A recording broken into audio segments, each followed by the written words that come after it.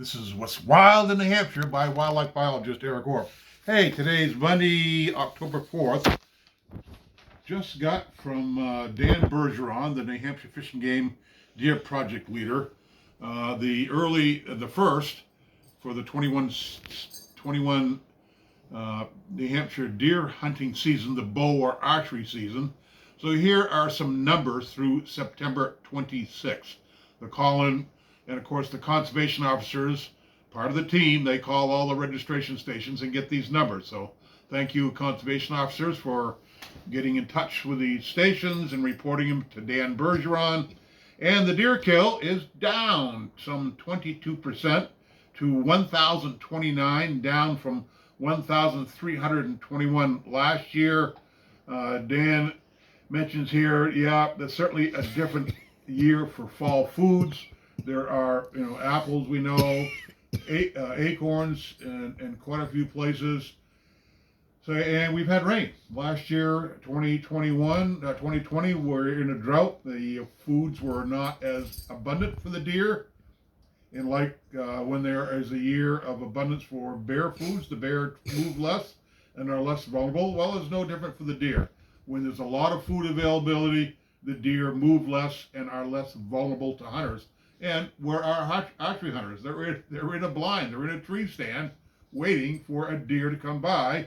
If a deer doesn't have to go anywhere to find food, he's not going to come by. So the numbers are down 22% this year to 1,029 versus 1,321 last year. And all the numbers are down, for each of the county. Belknap County last year 81, this year 65. A big change is Cheshire County was 127 last year and 80 this year. Other counties that with a big change. Rockingham had 300 deer taken as of the end of September last year versus 227 this year. Stratford County down. So all 10 counties are down this year. And here are the county numbers. I'll hold it up and let's see if we can get a close-up of it.